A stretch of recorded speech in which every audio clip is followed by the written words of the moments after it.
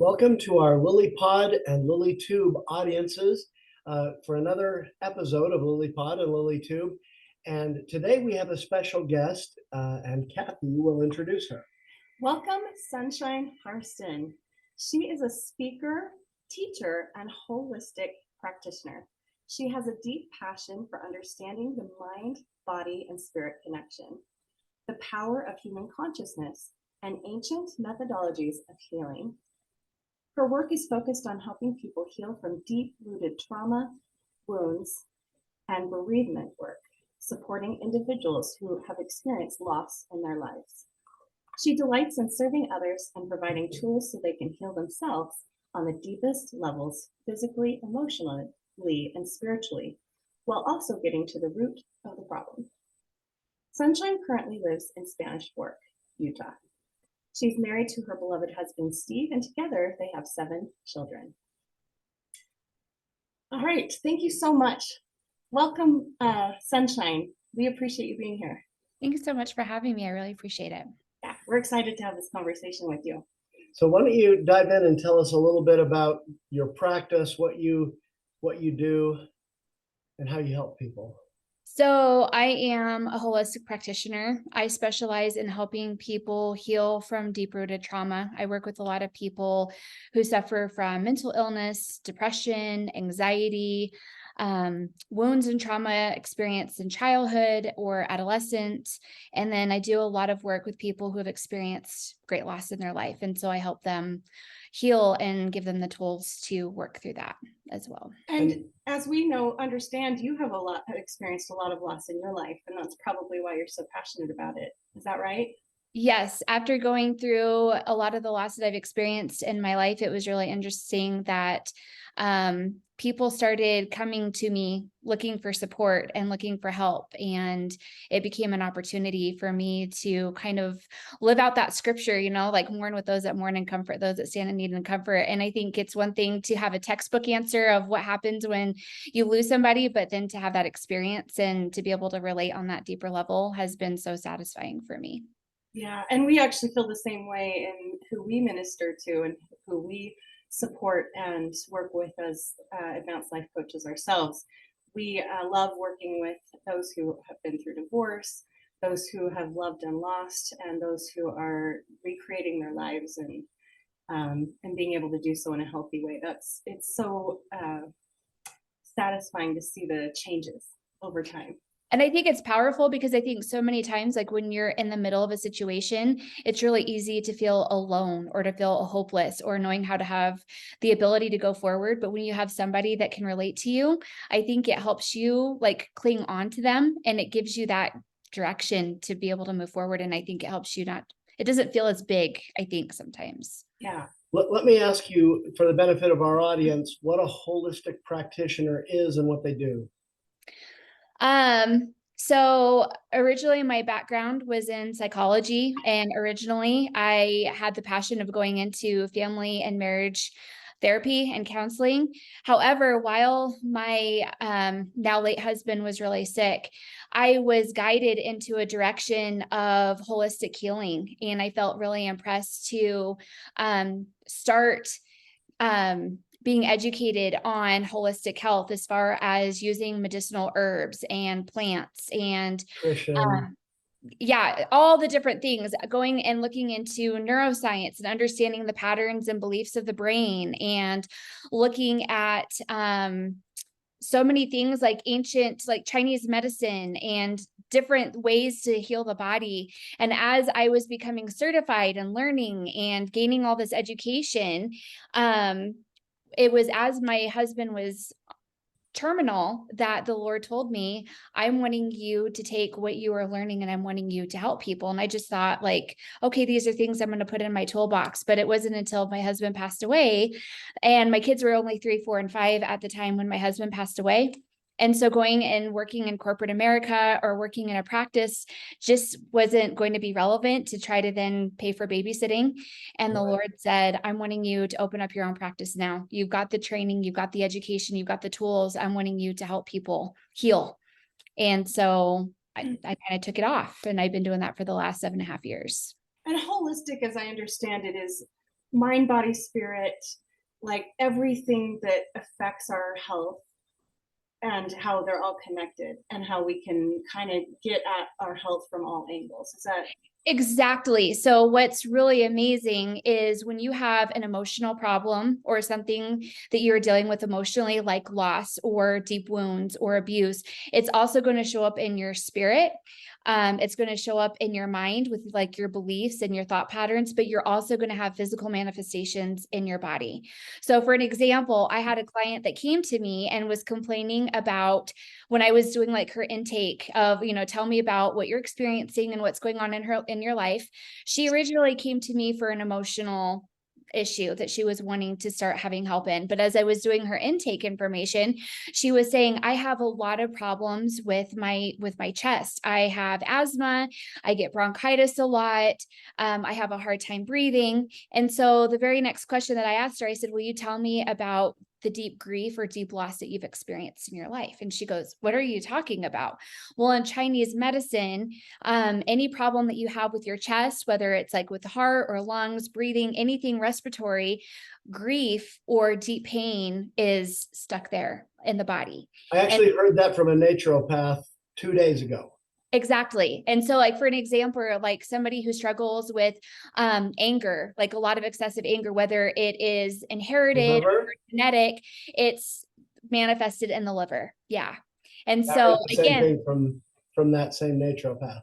Yeah. So you can look at hormone imbalances. And then anxiety's in the gut, right? Exactly. So you can look at a whole slew of physical symptoms and you can see where emotional invitations are to work through trauma. And so I like going in and I'm really good at getting to the root of the problem. I've got nothing against traditional therapy and other forms of tools, but one of the things that I've been able to learn is by incorporating all three of them, you're able to look at things from a multifaceted approach. And it's so much easier for me to get to the root of the problem. When you get to the root of the problem, there's no need to self-soothe through like addictions and other behavior because you're getting to the root. You're able to find that solace and that peace and alleviate what it is that the body's been using to try to make itself feel better. I'm wondering what modalities you use. You mentioned ancient Chinese medicine, and I've been doing Jinshin Jitsu for a while. Have you heard of that? Yeah. Yeah. I do a whole series of things like hypnotherapy and energy medicine and frequency therapy, neuroscience techniques. I mean, there's so many different things that I use. And when I'm with a client, the Lord really will kind of direct me and tell me within each session which direction I need to go in and move through. There's times where like an art, isn't it? It is. There's times where I'll be working on belief systems or I'll be working on, sexual abuse or really deep trauma experience as a kid. And a person will end up losing, like I had one client that lost over 100 pounds and we weren't working on releasing weight, but that was kind of a byproduct because as we were healing, her body naturally started to begin to feel safe that the weight just came off of her. And her body started regulating. And so we started providing tools as that was happening, different deficiencies were coming up. So then we started implementing things, but that wasn't the purpose of why we were going into, that relationship of working together.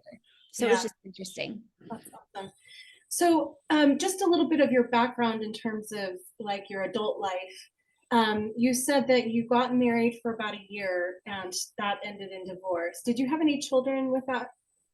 No, I was really young. I got married when I was 20. I had been going to college and I married a guy that I had known through high school. He, instead of serving a traditional mission, he felt called to go serve his country. So he was in the Marine Corps and he was the first one called over after 9/11 and he was in special forces and was over there. And we got married and it only lasted about a year before we got divorced. Okay. Yeah. And what was your experience with divorce? Like, how did you handle it? Like, how did you feel about it? Like, so I was 21 at the time and I felt like I had failed. I felt like I had done something wrong, especially, within the realms of Christianity, we're taught, marriage is forever. It's binding. Like you make your way through, you do whatever you can to figure it out. Yeah.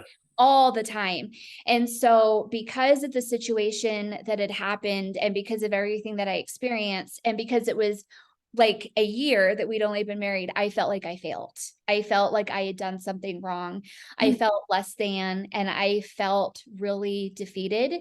And at the time, I felt other people were looking at me and pointing a finger like, well, that's what you get for when you marry so young. And maybe if you would have waited, and maybe if you would have done things differently. And there were times that I even questioned that, like, where did I screw up, or did I misinterpret impressions that I felt like he was the one? And so it took several years for me to navigate through all of that and to kind of find myself, to realizing like I did make the right decision in that moment. There was a reason why I went through that experience, but it doesn't mean that that was the right thing for me to experience forever.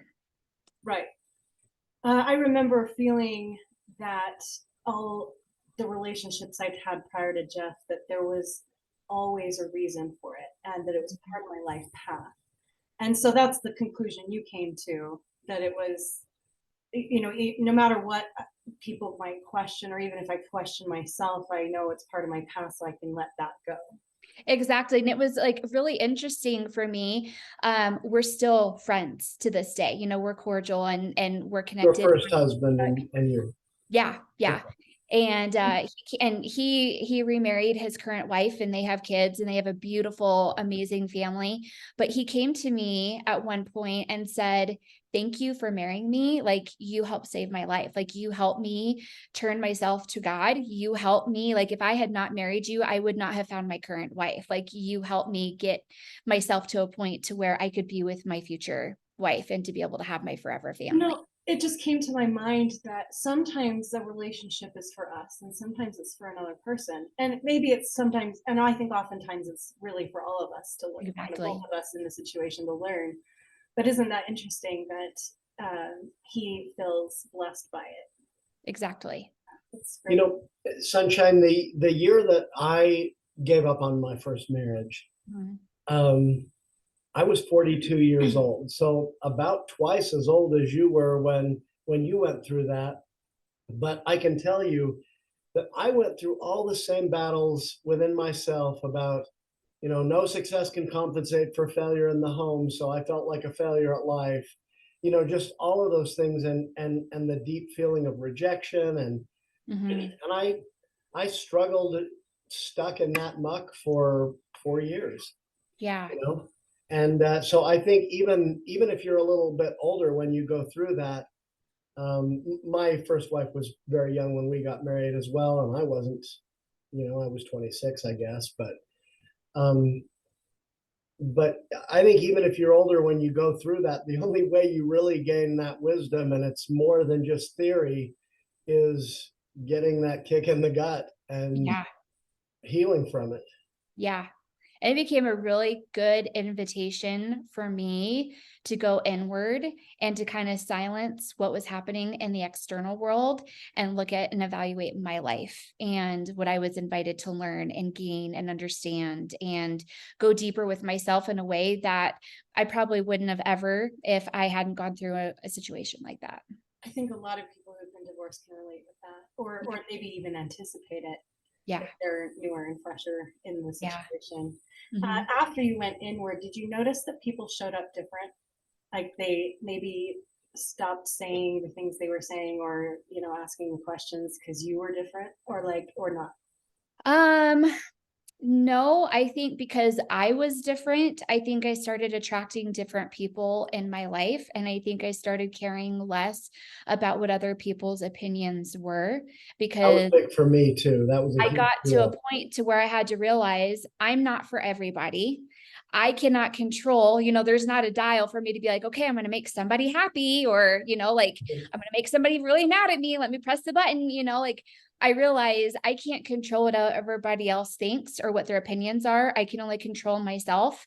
And so if I love who I am and if I'm okay with who I am, then I'm going to attract people that are, kind of meeting me where I'm at. So it didn't change anyone in particular but it changed how you interacted with the world and who Mhm. was showing up in your life. And therefore you had like a whole new experience socially when you changed you. Exactly, because I went before of like, what's going to happen to me now, and what do I do? And everything has fallen apart. But as I began to heal, then it was, well, what do I want to do with my life? What are my opportunities? What do I want to accomplish? What do I want to experience? What do I want to get out of, the fact of my world when as I'm single? And so then it took me into the driver's seat and me being able to decide and run with the life that I had.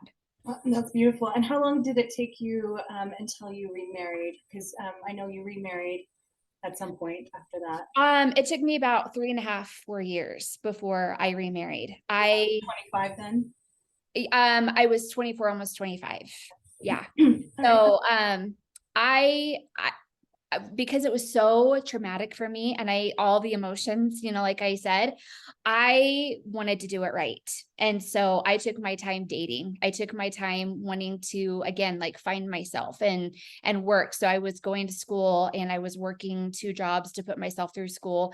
And yeah, I really took my time until I found Matt. Okay. So quick question before we get on to Matt.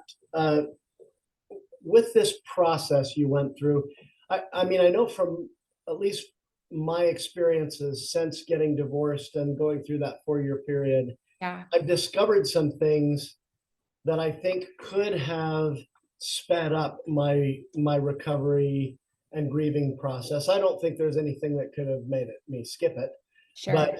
but I do feel like, for example, radical acceptance and realizing that my former wife may have made a decision that I didn't want her to make, Mm-hmm. but she had the right to make it. And Yeah. that once she made it, that meant certain things for me. And so what are my options going forward rather than getting stuck in blaming her and, all that sort of thing. I mean, that's one thing. I could tell you a bunch of other things I've learned as well, but I think that one could have hastened my healing process significantly, among others. Yeah. Do you feel the same way that maybe your healing process, if you had known what you know today, wouldn't have had to last that long? Yeah, definitely. Like, first of all, it wasn't until he came to me and said, "You helped change my life. You helped me to become reacquainted with God." That helped me to be able to take a step back and pray about things in a totally different way. And one of the manifestations that I received from the Lord was, you went into this agreement and you created this before you went to earth. This was not a mistake. You did not do anything wrong. You wanted to help him and you made this agreement. And you did. Yeah. And I did. And I felt so much peace and so much gratitude. And he said, because you did this and because you were you made an impact and you helped prepare him for his eternal family. And that just totally shifted my perspective, because before, my perspective was, I screwed up. I'm not enough. How come, if I was enough, or if I was a certain way, then maybe things would have been different and things would have gone about differently. And so there was just so much blame on myself. And I just felt my value was just so less than. And Most so of us take divorce personally, don't you think? exactly. I think that if it's part of our path, then we don't necessarily have to take it personally. We can exactly. actually say, oh, this was part of my path. I don't think most of us are taught, in our churches that, like, oh, divorce might be part of your path. Never. Like, that never is said. Exactly. And one of my weaknesses is like, I don't remember me ever putting blame on him. Like, oh, he's the problem. He's the jerk. He's whatever. But I blamed myself. Oh, well, maybe if I wasn't the problem, then he wouldn't have gotten upset, or he wouldn't have reacted this way. Or, like, I put the responsibility on me because I felt so undervalued and I didn't feel like I had a whole lot of worth. And some people do the opposite, and Exactly. they get stuck in blame, and neither are useful. No, both are really destructive. And sometimes we even may vacillate between the two. Exactly. So I feel like looking back now, I feel like I needed to go through that journey to be able to process and mourn and grieve and go through all that. But looking back, I can also see if I would have had the tools or the understanding of saying, Heavenly Father, will you help me see the purpose for this? Will you please manifest why this was so needed for me? Will you help me to see things from your perspective? I wonder if maybe, like you said, some of that could have been shortened a little Yeah. bit. And maybe going through that was partly to learn that lesson Exactly. for the future, as well as to teach others the same principle as you're doing on this program. Exactly. Exactly. Are we ready to move to the? Yeah, I think we can move Okay. to. And we'll revisit the other if we, feel like we need to. But I love that we're kind of going in chronological order. It just kind of helps things flow. Yeah. So let's move into your marriage with Matt. You were 24 and a half, 25-ish. And then you were married 6.5 years before he passed. Is that right? 6.5 years. He passed away in September 2015. So yeah, it was about 6.5 years. Okay. And you had how many kids with him? 3 kids. Okay. 3 kids. So we had little ones. Yeah. So when I had my first, I had her within the first year of being married, and that was like a no-no for me. I was like, I'm waiting 2 years before I have kids. I'm wanting to enjoy life with you. I'm wanting to enjoy married life. And according to, culture, it's like being, 25 years old and still not having a kid is kind of like out of the norm. But I was like, it's totally fine. And I get pregnant with her and, things are great. And then she's only 4 months old and I get pregnant with my son. And I am like in complete shock. Like there's no way I should have had it because I was on birth control and, all the things. He's only 3 months old and I get pregnant with my youngest. And so I am, nobody knows that I'm pregnant except for my immediate family and obviously the people that are living around me, because I was just, this cannot be happening. And it was when I was 7 months pregnant with her that my husband got diagnosed with cancer. He got diagnosed with stage 4 malignant melanoma. And so by the time she was born, I had a newborn, a 1-year-old, a 2-year-old, and my husband was going through cancer treatment. And when she got diagnosed with cancer, it was at that point that I realized like, oh, okay, this is the reason why I needed to have kids, but I just didn't realize it at the time. Right. Isn't it funny how we sometimes go kicking and screaming into certain situations thinking that we know better? And then realize, oh, yep, that's how that needed to happen. Exactly. Exactly. So question, how did you and Matt meet? What's kind of the story there? So he and I are both born and raised in Colorado, and he grew up going into the same ward as my grandmother, my mom's mom. And while I was in the process of, my divorce and, that stage, those years of life, for probably about 2 years, my grandma had been telling me her nickname for me is Sunny. She's the only person that's allowed to call me that, but she would call me or whenever she'd come over and she would try to set me up with this guy. And I was just not interested at all, because it's your grandma. You don't know. And she did everything that she could. And I was just like, I'm not interested. I'm not interested. I'm not interested. And so finally one day she's like, will you please give him a chance? He's a pilot. I'm not a man. I'm not for like a man in uniform. I could care less, but I was like, oh, that's kind of attractive. He's a pilot. And so I was like, fine, you can give him my phone number. He didn't even call me for about 6 months. And so finally I was like, oh, I'm out of it. I'm fine. Like I ditched that one. I'm good to go. And he called me out of the blue. And I just was not interested at all. Like it was not my cup of tea. I was not interested, but he kept pursuing of like wanting to go on a date. And I went on a date with him and I still wasn't feeling it. And I just was not attracted to him, but we became, we were friends, but he would only love this story already because I think there's a lot of people out there that might meet and they're not feeling it.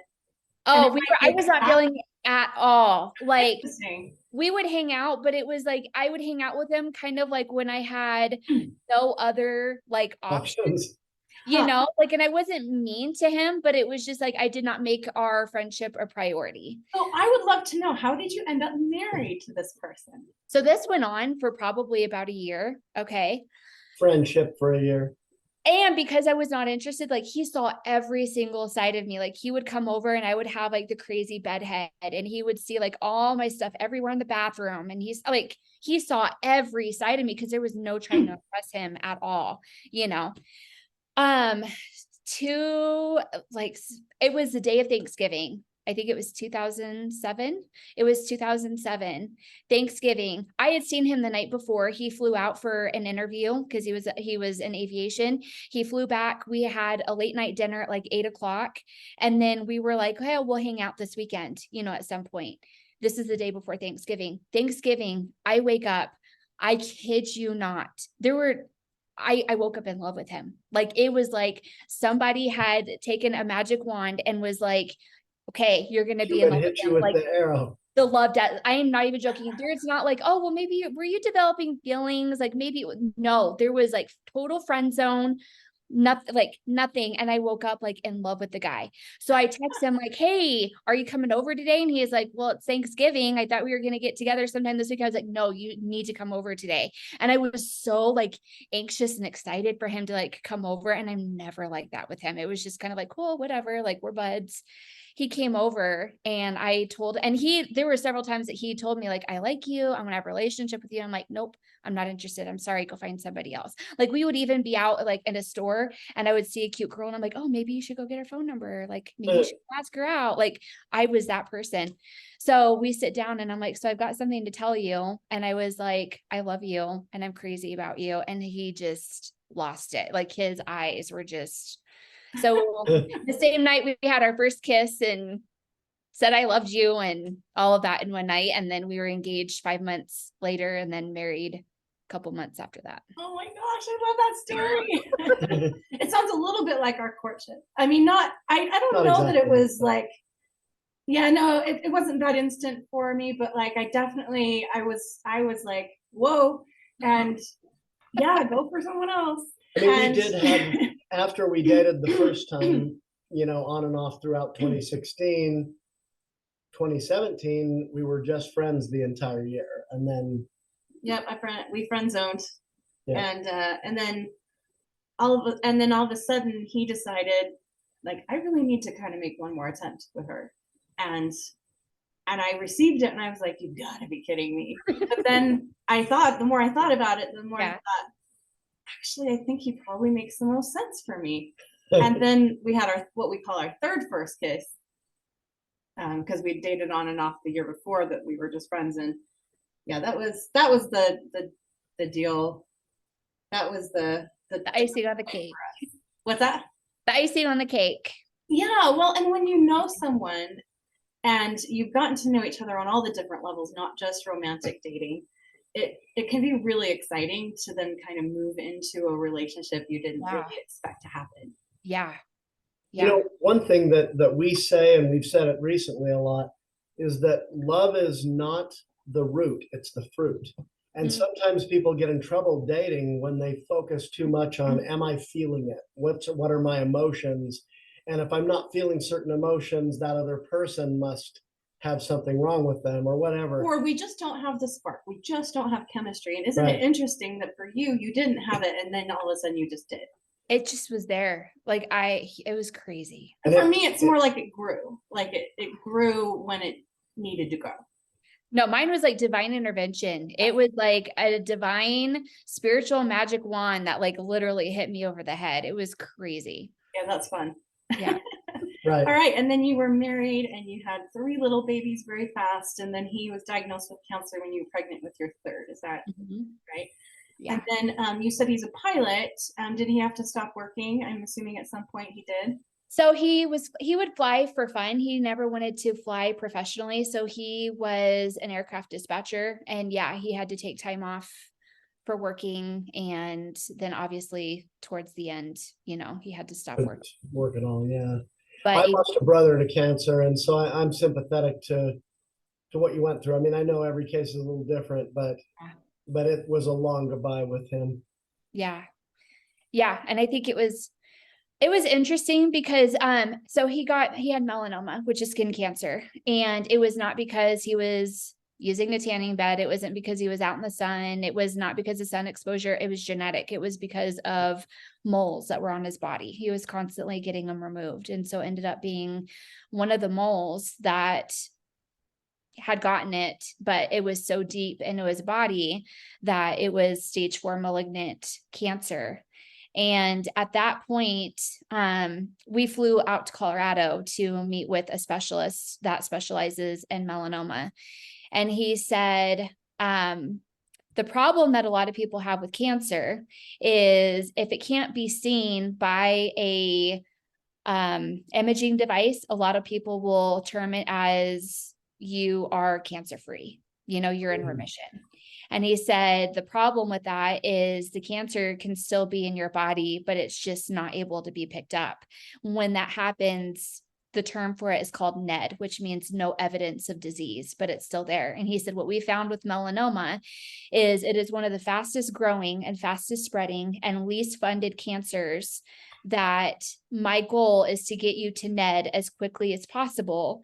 If you are able to stay in NED for 5 years, then we can term somebody, cancer-free or in remission.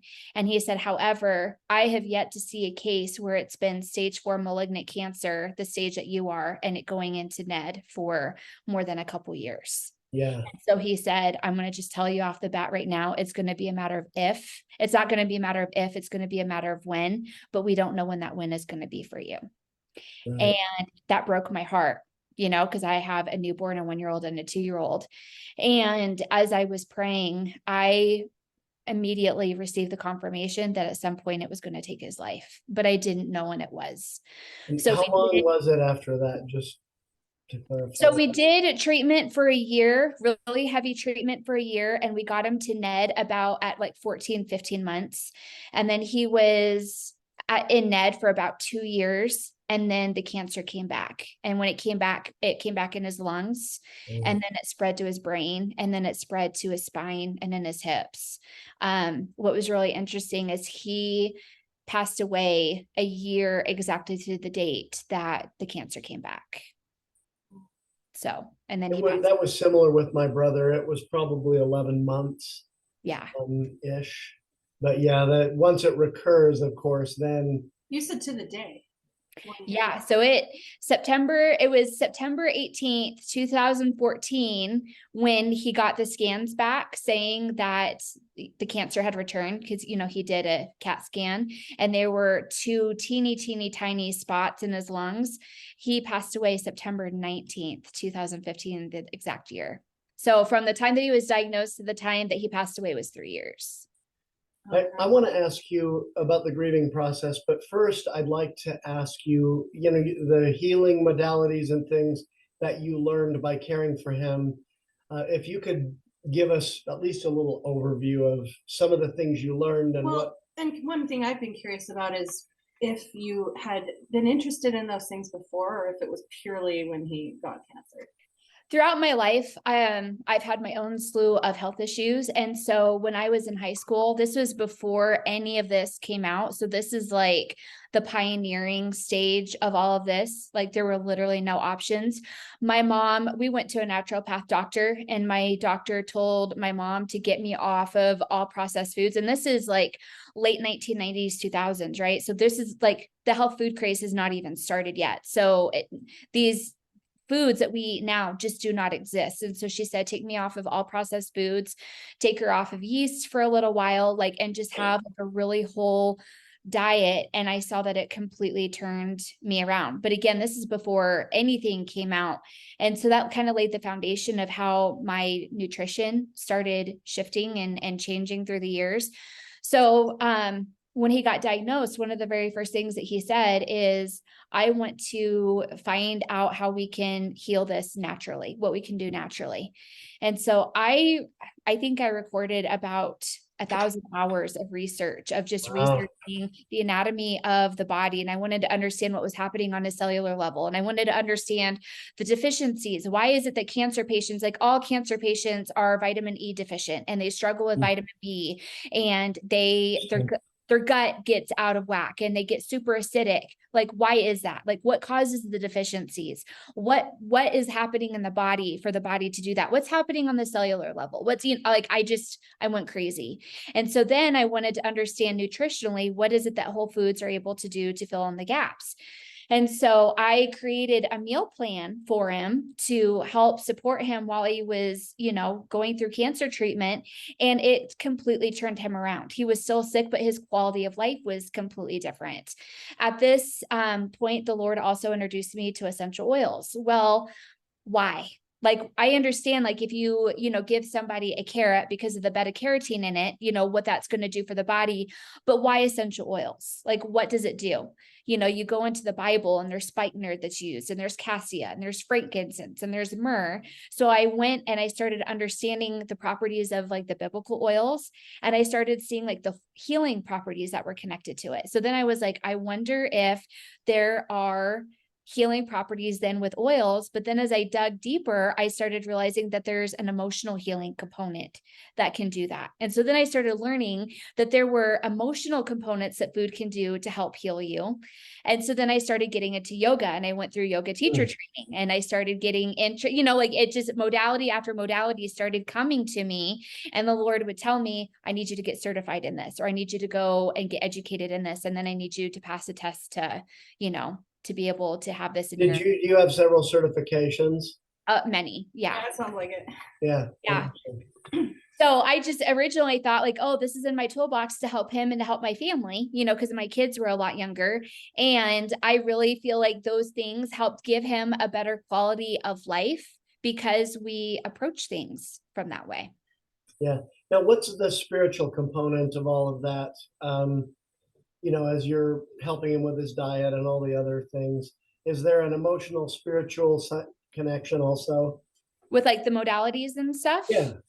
Yeah. So for an example, frankincense, there's a lot of emotional and spiritual aspects of frankincense that are connected to the divine Father, or like our Heavenly Father. And there's a lot of healing. Like, I could do like a whole 30-minute session just on frankincense. But I actually do frankincense foot rubs for my family every year. It's one of our traditions. It's fun. I like foot rubs, but so anyway. It's like a divine masculine oil that's connected to healing and connecting you with Heavenly Father or with God. And myrrh has the attributes and the qualities of a feminine, like our Heavenly Mother. And so there's emotional. So people who struggle with wounds, with different aspects, can use myrrh and frankincense. And if you look at Christ, he was given gold, frankincense, and myrrh. You can see the relationship of our Heavenly Father and our Heavenly Mother and the Godhead. And there's so many different symbolism and things that you can bring in with like different oils. Spikenard, for an example, has a frequency of gratitude and pure love. And so if you look at Mary, when she, opened up the spikenard and anointed Jesus's feet, with spikenard, you can look and go deep into the symbolism and stuff with all of that. So it's really interesting. Yeah, I've even found parallels in the Old Testament for that, for what she did. Like, it was almost prophesied for 1,000 years. Well, and interesting that you would say divine masculine. And I just felt I've gotten a lot more in touch with my intuition. Because I had some stomach issues and it required a lot of dietary changes. And for a long time, I didn't know what to eat and what not to eat. And now that I know, it's just even that then I have to fine tune it by how I'm feeling, right? Yeah. So I've just gotten a lot more in touch with my intuition, and I felt really strongly I should start doing these frankincense foot rubs, and we have all boys in our family. Yeah.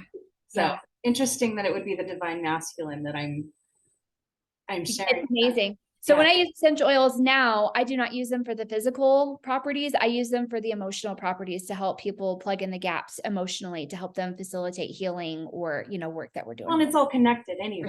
It is connected. Yeah. By the way, is frankincense incense? Is it a kind of incense? No, it is like, it looks like kind of like a rock. Okay. And it's like, or like a stone, and it has to be kind of grounded in, and there's a certain way to extract the oil from it. But like in some of like the videos that you see, and the wise men are putting it, holding it up, it's like rocks almost. It's like a yellowish, ivoryish color. Huh. Okay. But you I can see. burn it like frankincense. Like you can put fire to it and burn it that way too. Because I know Catholics will burn incense as and the rising smoke is supposed to symbolize your prayers ascending to God. Yeah, and incense was used in like the tabernacle in the Old Testament. Right. Yeah, for the same purpose For of that that, too. yeah. Yeah. So yeah, I think that has a sort of deep spiritual connection too. So it Yeah. sounds like all this, these efforts that you've made, it was always an interest to you since the time you were young. And then it came in a lot with the cancer and of your husband. And then you said that it didn't save him. I mean, clearly it did not. And it may not have even prolonged his life, but you said it led to a better quality of life while he was still here. It did. I realized looking back on my life now that the Lord was laying a framework for my entire life and my entire future. And I think that he does that for all of us.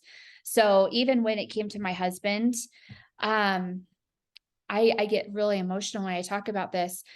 I felt so overwhelmed, having like a newborn, a 1-year-old, 2-year-old, and then to have a 1, 2, 3, being so young, for him not being able to work. We are dirt poor, like I'm in my early 30s, like life was really, really hard. The Lord always was like 1 to 2 steps ahead of preparing me to help me go through the process. And it was so interesting that I would not know why I was going through things or why he was having me do things. But it was always once I got to a certain point, I was able to look back and say, oh my goodness. So for an example, I have a really dear friend where her husband also passed away of melanoma several years before Matt had passed away. And I was in Utah for training. It was actually for some guided imagery, hypnotherapy training. And we went out to dinner and she said, okay, I feel like we need to have a conversation. And I hope you're not going to be mad at me, but I need to talk to you about some things. And I said, okay. So this is July. My husband's passing away in September, right? But we don't know that. He's not on hospice yet or anything. But she has a conversation with me and she goes, I want to talk to you about end of life. And I want to talk to you about what I want you to do to set yourself up. So that way, when he dies, I want to give you a to-do list, a set of things to do. So that way you're prepared. And it's not going to make any sense to you, but I'm going to ask you to trust me. And she gave me a list. Like she said, so what I'm wanting you to do is I'm wanting you to go get a new comforter.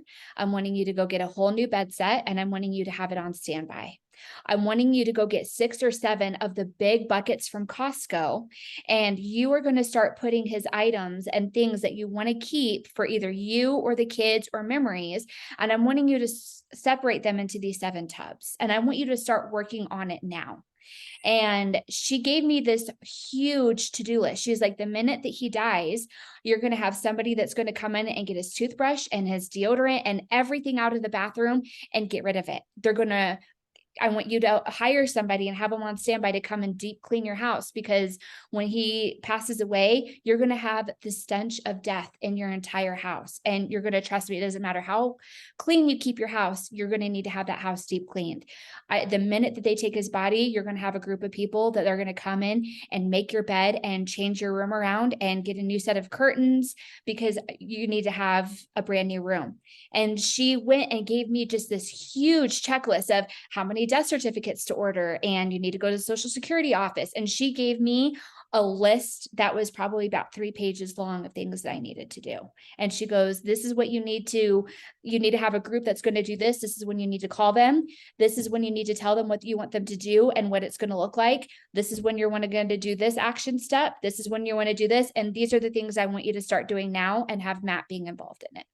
It seems like she kind of streamlined the administrative process of having him pass, and the healing process, so that you could deal with the grief. Exactly. So she kind of explained why, but it wasn't until I started going through this. So I came back from that trip. We're now at the end of July, and I sat down with Matt, and he goes, let's do this. I love this. And so we went through every aspect of the home, and he was like, nope, I don't care about this. Nope, I don't care about this. Let's just go ahead and get rid of it now. And then, and when it came to like his clothes and stuff, like he would choose the clothes that he's like, oh, I like this. I like this. I like this. And so as it got closer, the last 30 days of his life, he never left bed. She called me and she goes, remember that bucket that you have with his clothes? And I was like, yeah. She was like, he's not going to be wearing anything anymore. She was like, donate it or whatever. she's like, either donate it or put it in the tub for the kids, for you and the kids. And she set me up. And the reason why she did that, because to some people, it will sound morbid. Like, why would you hurry up and get rid of all this thing? So. And she said, when you see anything that reminds you of him, it's just going to put you into a downward spiral. So she's like, by having things put away, you can get a tub out and have it marked like his clothes. She's like, there's going to be a day where you're going to want to go put on every piece of clothing that he has, and you're going to look like an Oompa Loompa, but it's going to feel like him. She's like, you're going to know exactly where that bucket is. And, you might want to go hold his wallet, or you might want to go, get into things like you're going to have everything out. But then when you're done, you could put it away. She's like, in order for you to move forward, you're going to want to be able to have a new place and to be able to start over. And you're not going to have the mental capacity to go through his stuff, because it's just going to be too many things for you. And the administrative things get to be so overwhelming because you've never done it before. You just feel so overwhelmed. So she kind of set me up as far as everything to do. And it was amazing that the minute that time came and I exercised all of that, it was the biggest reprieve for me. It was the biggest refuge. But then what's been interesting is ever since Matt passed away, I've helped probably about 50 families now who have come to me and have said either my wife is passing away or my husband is passing away. I've been able to take that list, be able to take that process, streamline it so much more effective to where I've got my own process now that I've been able to pass that on and kind of give that on to. We might need to get that list from you for a couple of friends of ours. I have a two-part question for you on this. Yeah.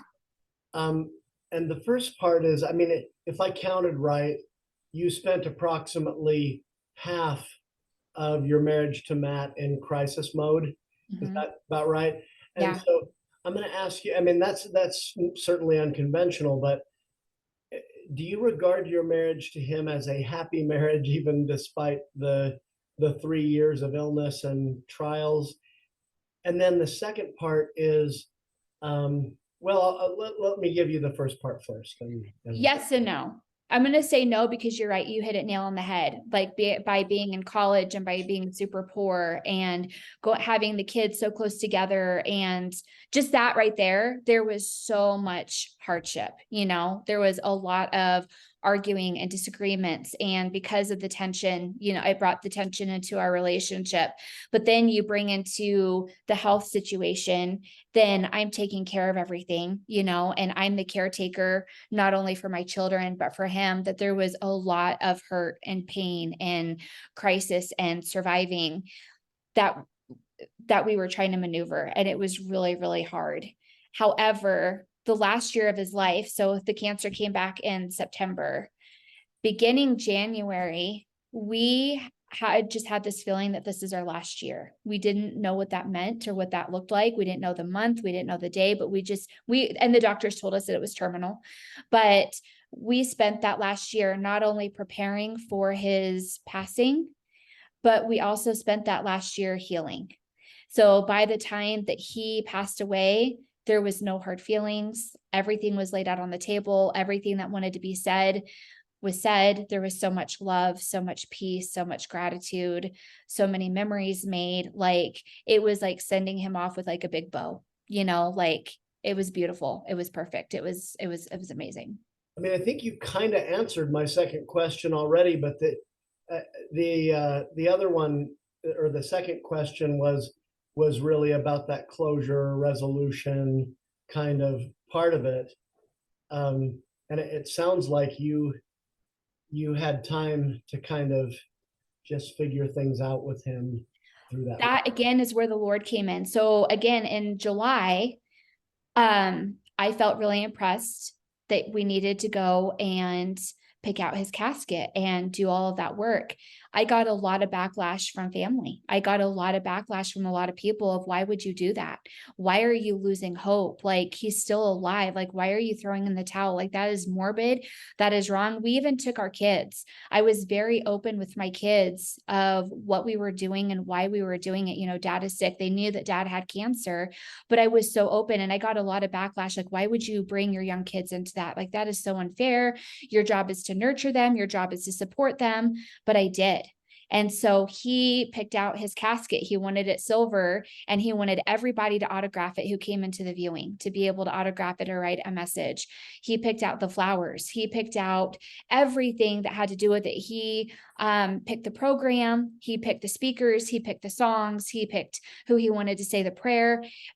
We already picked his plot for the cemetery. And the purpose is so that we could have it already done, so that I didn't have to go through that when he passed away. Well, And and I you did got not, to choose.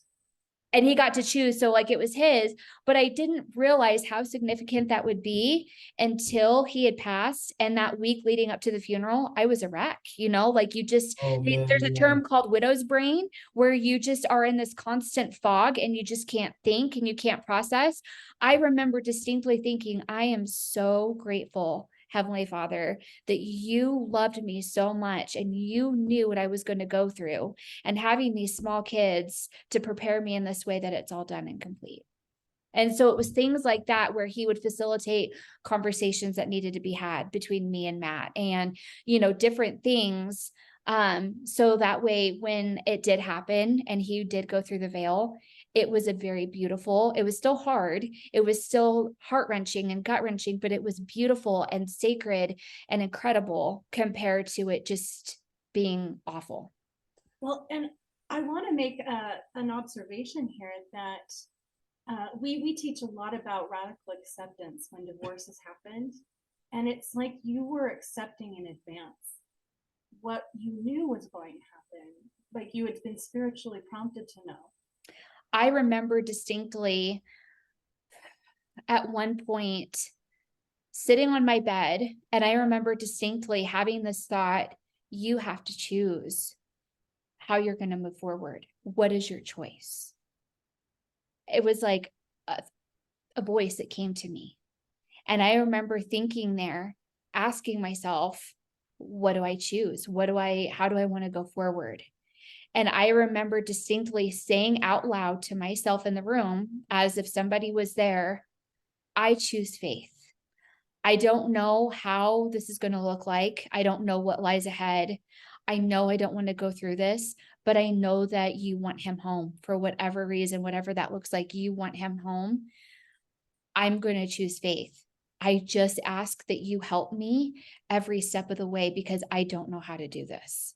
And I remember every time things getting hard, that voice coming to me saying, what is it that you're going to choose? How do you choose to go forward? And I remember saying to myself, I choose faith. And then It sounds like wrapped up in that faith was that acceptance piece. Like, yeah, because it was like choosing to trust, choosing to believe, choosing to go forward, choosing to surrender, choosing, even when it didn't make sense, I made the decision of when I felt impressed, I was going to act on it no matter what. And I believe that because of that, I received the blessings of receiving that revelation beforehand. Even though it didn't make sense to anybody else, and even me at times, I can look back and I can testify the Lord was with me every single step of the way. And you asked for help. And so acting on those impressions was you accepting that help. Yeah. You know, that surrender piece, I think is very important. And it's maybe one of the hardest things that we do, because I think, I mean, as you may or may not have heard, I lost a 24-year-old son in August. Yeah. In a tragic accident. And as I find my brain, even now, if I'm, you know, when it's just sort of free thinking, I find my brain wanting to try to figure out a way out. Mm-hmm. And of course, until the coming of Christ, there's no way out. Yep. It's not happening. And so I have to actually come back, re-anchor myself and say, no, he's gone for the rest of this life. He's gone. Yeah. and that's a hard thing to do, but it also, Hard. I believe, helps in the healing process. The I want to sort of use that as a segue also into my next question for you. My first marriage was the divorce was incredibly difficult, as I've sort of described earlier. Um, but I can honestly tell you right now that I'm 100% over it. Um, Mhm. I've grieved it. I've moved on. I have an incredible wife sitting next to me right now. Um, I have a great life that we've built together, and but I could have a dozen more sons, and they would never replace the one I lost. I mean, Mhm. I would love each of them too for their own self, but I can't replace a son or daughter. And so I think in some ways, well, I understand that I'm going to have a wound in my heart forever Yeah. uh, from that. And in a way, I want that. Yeah. Not that I want to be miserable all the time. I don't think that's going to happen. I think I'll, get back to my normal happy self. That does, I mean, even with like my brother's death, 29 years later, I can still see something or think a thought and be teary. Mhm. Um, I don't expect that to be different with my son.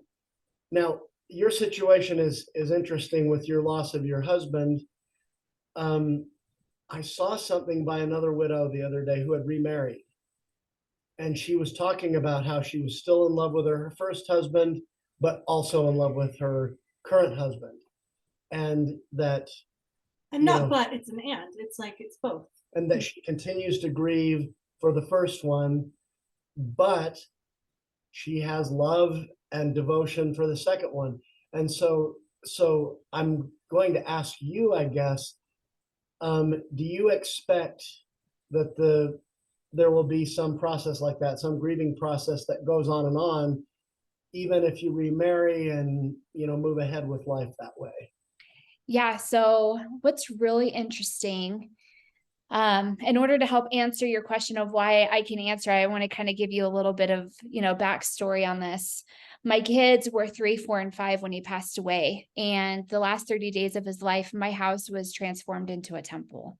It Mm. didn't matter what faith you were. It didn't matter whether you believed in God. Everybody who would enter into my house, they would automatically just kind of stop and they would take off their shoes just without being asked. And their voice naturally was quiet. It's like everybody could feel that my house was a sacred place. And one day I woke up and I was getting my daughter ready for kindergarten, and the spirit told me, ask her if she can see angels. And I was like, what? And it was very like, ask her if she can see angels. And so I asked her, her name is Eliana. And I said, Eliana, can you see angels? And she goes, oh, yes. And she started describing these angels that were all in our house and what they looked like and what they were wearing. Come to find out, quite a few of them were ancestors, family members that had passed away. I realized that all of my kids they were going to school with her and riding the bus with her. And there were angels playing with my kids in their bedroom. And, they were just describing everything to me. And at that point, when Matt would wake up, I remember that day, he was sleeping 6 or 7 hours, at a time. I remember one time when he was awake and I said, Matt, the kids can see angels. I need you to make sure that you come and visit them because they can see you so that they'll be able to see you. And he goes, of course I will, of course, I'll be there. Well, I've been able to always have the gift where I can feel when like people are around, like certain like ancestors or family members are around, and I can kind of communicate with them like spirit to spirit, like through thoughts, in my head or whatever. But at the time, like that was just the all I could do. When he passed away, it was 24 hours after he had passed. I'd gone to the temple. It was a Saturday morning. I'd gone to the temple. My kids finally, came to my house, and it was Sunday morning. We were on our way to my parents' house, and all of a sudden my kids go, Daddy, and they just start talking to him, and they start yapping away, just like, oh, we're going to grandma's house and we're going to, and they were just talking to him as if he was in the car with them. And from that point on, they were able to have a relationship with him. They were able to see him. And then what was kind of interesting is my spiritual gift was enhanced, that I never was able to see him with my physical eyes the way that my kids were, but I always knew when he was around and he would talk to me, and his voice, like his dialogue, would come into my head. And for years, up until I met my new, my recent husband, since I've remarried, he would talk to me when I would be really struggling with the kids. He would say, "Sunshine, I want you to da da da da da da da," and tell me what to do. Or he continued to be raising them with you. yeah, I would have a really bad day and he'd say, "Just go out to eat. Just go and, go take them and go get pizza and go get ice cream. Don't even worry about the money. Like, just go have fun, go live life." And he would teach me through the veil so many different things. Well, it got to a point to where he was the one that said, "Sunshine, you need to start dating." And I said, "I don't want to date." Like, not because it was about him, but like when you're divorced, one difference is, you get to share kids every other weekend, or, you have a parenting agreement to where you can find yourself having a night out or whatever. As a widow, you don't have that. I'm with my kids all the time, and you don't get child support or alimony or, any of that. Like, I'm providing for my kids. And so in order to just go on a first date, like I had to be invested enough to get a babysitter and pay for the babysitter and make all the arrangements just to be gone for a couple of hours just to go on a first date. And so it was just daunting to me, but he was the one that would tell me, "No, you got to do this." I would come home from dates, or I would start dating people for a couple of weeks or a couple of months, and it wouldn't work out. And I would just be like, "I'm done. I'm done." And I would vent to him, like, "I'm done. This is ridiculous. This is awful."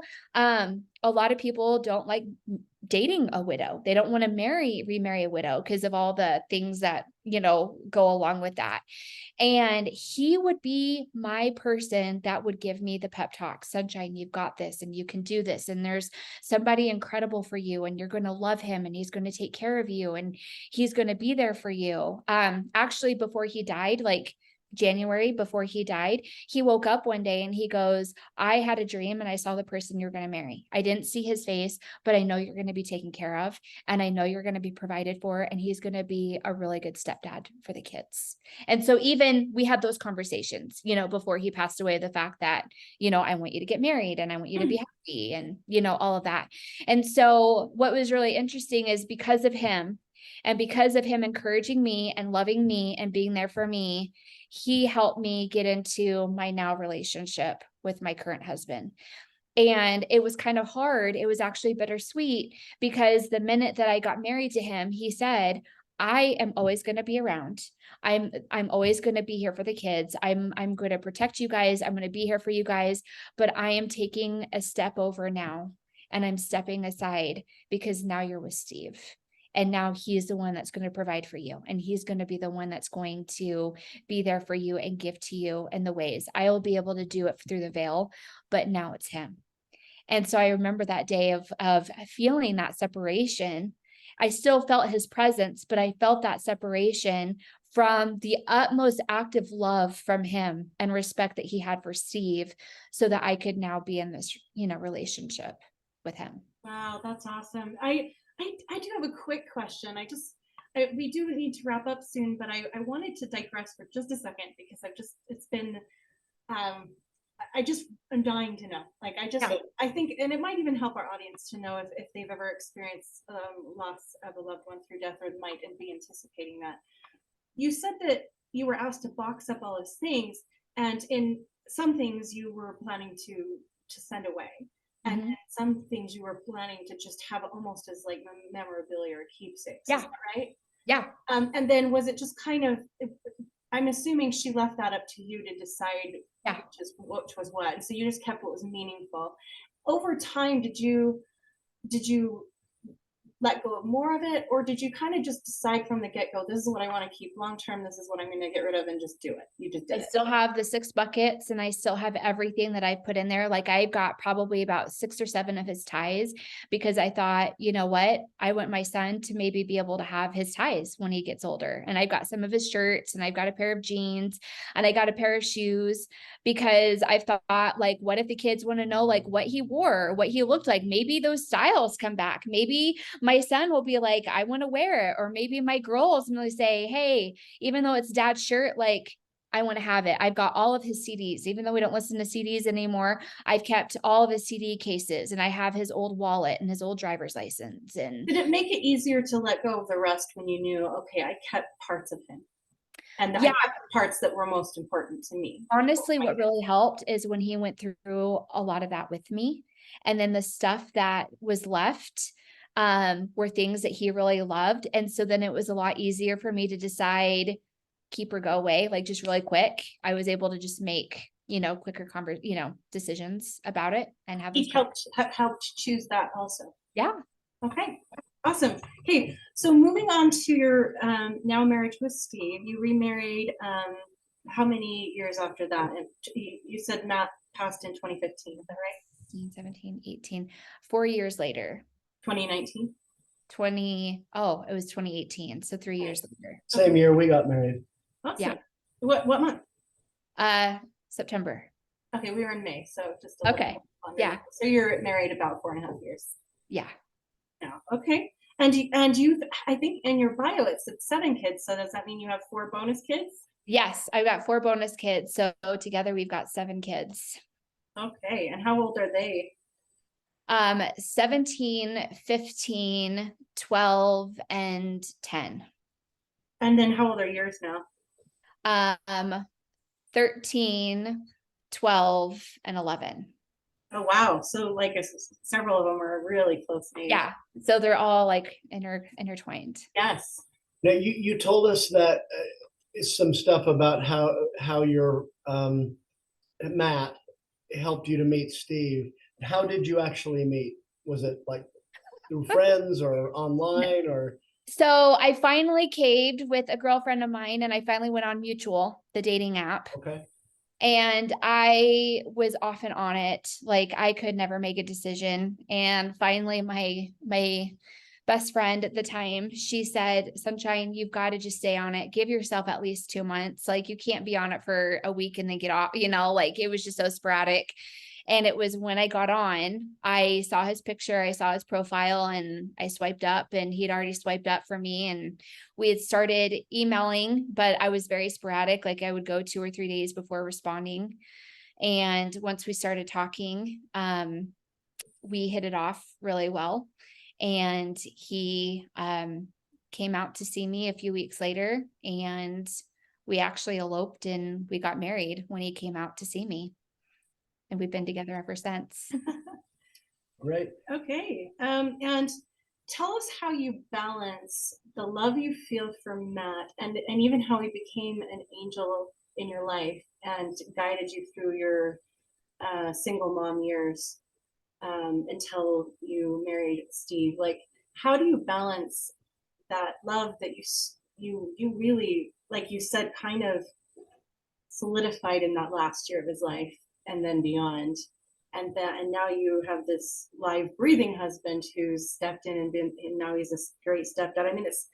I mean, I would assume it was really helpful that Matt did play a part, because then there's this connection between them in a spiritual way. Kind of like you're all a family in a way. We really are. Because I was able to talk to him, there would be times where like the kids would drive me crazy. And I'm like, Matt, I'm done. You got to step in and come play with them. And I'm like, talk to them for me, or, be with them. Like, I can't do this. Like I would talk out loud to him as if he was present still almost every single day. Like, your daughter is driving me crazy. I don't know what to do. She is just like you in this situation. Like, you come and get resurrected and you come through and you come take care of her. Like, I would say things like, I am so done and I'm so fed up. Like, I wish I could just do like, bring your kid to work day and they can come and visit you. Like, I would bring just your body back right now. I would just be so frustrated, but he would like talk to me, he would be like, just, and he would tell me how to handle situations, or he would tell me like, stop worrying about the small stuff. Like, you just go and build memories. It doesn't matter. Like, money does not matter, Sunshine. Like, go do something where you can look back on this day and capture a moment, go take a picture of it so you can look back on the memory that you've had. Like, just, you know, and so he was actively a part, and I allowed myself to just feel my feelings. I think in order to surrender, you have to give yourself permission to be angry and to be mad and to question and to feel abandoned and, you know, to go through all of that in order to be able to surrender, you know, and go through it. Now when it comes to Steve, he is the reason why things are so amazing the way that they are, because he was the one that was so interested of, tell me everything about Matt. Tell me about your relationship. Tell me the type of dad he was. Tell me, you know, the impact that he had. Like, he wanted to know and see pictures, and he wanted to do it. Really And feel it. yeah. And from the very beginning, it was, I'm going to be a dad with Matt. And I want to just stand in for him. And we have pictures of Matt like in the kids' rooms and around the house. And we talk about him all the time. And he does not get jealous, and he does not feel less than. Like, he knows that I love Matt and I care about him, but he is so secure in our relationship too, that he's like, I know you love me. I know you're crazy about me. Like, I know that you want to be with me, and I love you as you are. He has a really good relationship with my father-in-law. He is actually coming out this next week to spend the weekend with us, and he will call my father-in-law, and my father-in-law will call him, and, you know, coordinate things and stuff. And Like when your it's former father-in-law. my former father-in-law, you know, like when it's Matt's birthday, all of us, including Steve, like, we'll go out to dinner and we'll talk about Matt. And when it's his angelversary, all of us, including Steve, will go out and celebrate Matt. By the way, I love that term, and I've adopted it. Angelversary. I love it. September 19th of 2015, right? Yeah. Yeah. Or August 27th, 2022. For you. For you. 28th, I For your guess. son. Yeah. So I really believe it's because of Steve and how amazing he is, that he has just been so welcoming, that he's never felt less than. And he's always welcomed Matt to be a part of the family, that we are one big family. I really love that. And I don't know, he must have came that way, like with a gift. Yeah, because that was why dating was so hard for me, is because I would go through a certain amount of questions and then I would be ghosted. And it is hard being married to a widow or a widower, because you want to know, like, well, do you love me just as much as you love the other person? Do I have, you know, significance in your life the way that you do? Like, you had children with them and I don't have, you know, a child with you. So, you know, like, do we have that bond? And there's I don't know if you've ever heard this phrase, but I think even if people don't come from with the gift, I think there is something that can be developed if we understand that love is additive, which means that your love for Matt doesn't take away from your love for Steve. His love for you doesn't take away Matt's love for you. Like, it's like it's all additive when you really understand how love works, like real love works. Exactly. And it's a totally different love. Like, the way that I love Steve and the relationship I have with him bless me and edify me in ways that I didn't have with Matt. It doesn't mean that it's less than or more. It's just very different, and vice versa. Like, the love and the relationship that I have with Matt is very different. Matt is like a best friend, you know, he's like somebody that I just really get along with and I appreciate, but, and the love is just very different, but they both feel me. And it was meant to be different life experience. Like you said, with Matt, it was a preparation for your whole life. And even for Steve. It was, yeah. And then it was a trial and a challenge that shaped you. Yeah. And with Steve, like you said, it's been blessed and edifying because the experience is different. Yeah. Not the caretaker. It's more give and take, because you're not in that situation. You were with Matt. Yeah.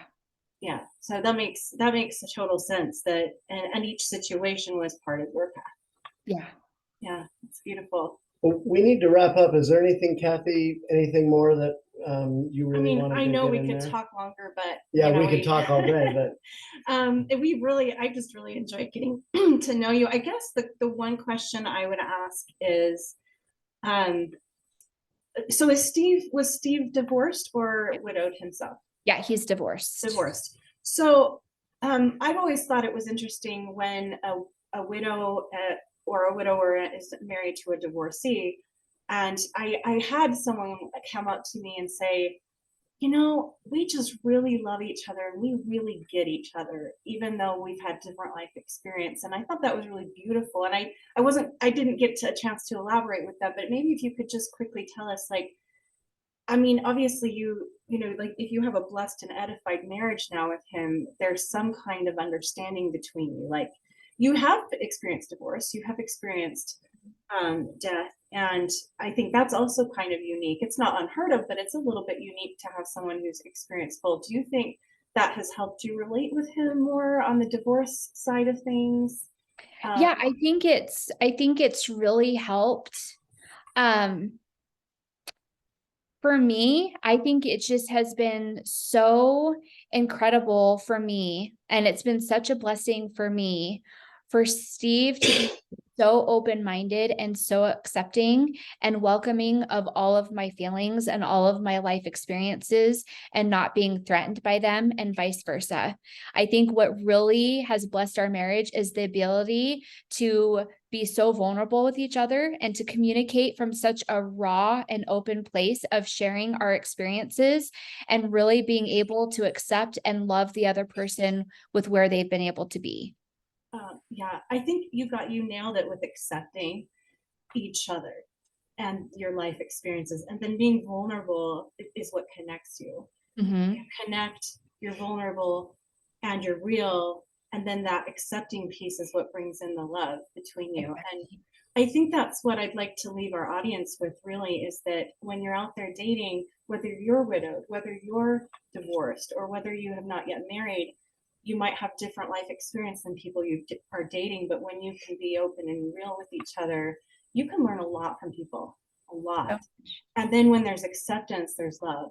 Whether it ends up in a marriage or not, I think that's really what Love in Later Years is all about. It's not just getting a partner for the rest of your life, and sometimes it's maybe even not that. Sometimes it's different than that, but like it's about so much more. It's about really loving each other through all of the different variety of experiences we've been through. I think you've hit it nail on the head. Like Steve hasn't experienced loss the way that I have. And yet through his love, through being willing to just accept and see me where I'm at and being able to love me where I'm at, he has been able to have the compassion and the empathy to be able to do that. Because I think sometimes people are like, well, I don't know how to be there for you because I haven't gone through that. Or, well, I don't have that attribute because I haven't gone through that the way that you have. So, like it's hard, or I feel a disconnect. But I think when we really love people and we are really able to like go into that space, it doesn't matter whether you've gone through it or not. Like, you have the capacity to love them through it and to show up in that way.